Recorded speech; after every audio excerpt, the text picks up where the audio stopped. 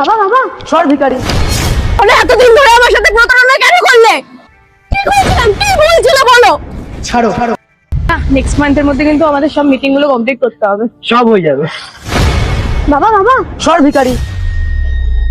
আমার ছেলে ও এখানে কি করছে? কি হলো? ও তোমাকে বাবা বলে ডাকলো কেন? আরে দেখতে পাচ্ছ না, এরা ভিখারি। এই ভিখারির বাচ্চাগুলোকে আমার খুব ভালো করে চেনা আছে। রাস্তায় থাকে আর এইসব শেখে। বড় লোক দেখলেই গলায় ঝুলে পড়ার ধান্দা। এত দামি ড্রেসটার মধ্যে নোংরা হাতে ধরলো, আবার জামা কাপড়টাও নোংরা করে দিল। বাবা বাবা তুমি তো আমারই বাবা। একদম চুপ। কে শিখিয়েছে তোকে এইসব কথাবার্তা বলার?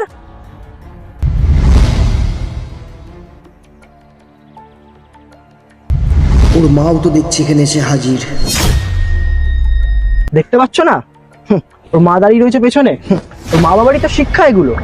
ওর মা বাবাই শিখিয়ে পাঠায় এগুলো, কিভাবে বড় লোকদের কাছ থেকে টাকা আদায় করতে হয়। আরে তুমি দাঁড়িয়ে দেখছো কি?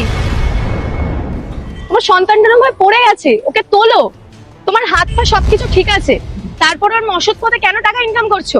ছোট্ট একটা সন্তানকে দিয়ে টাকা কামাচ্ছো, লজ্জা করে না তোমার? রাহুল, কিছু টাকা দাও।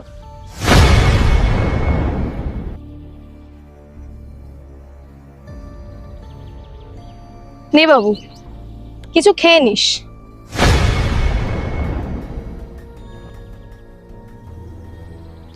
তুমি ওকে কিছু খাইও।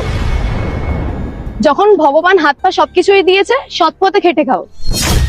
তুমি বাদ দাও, এদের সাথে মুখ লাগানো মানে বেকার। চলো।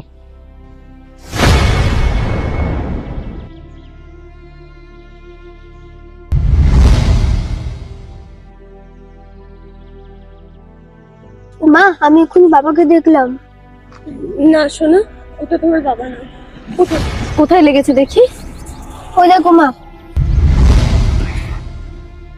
এটা মনে হয় ওদেরই ব্যাগ। চ আমার সাথে, দিয়ে আসি।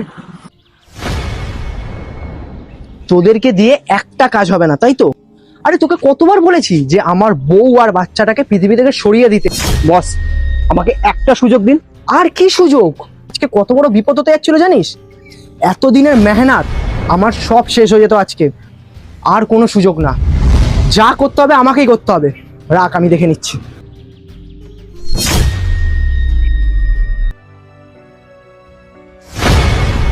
তার মানে তুমি আমার স্বামী?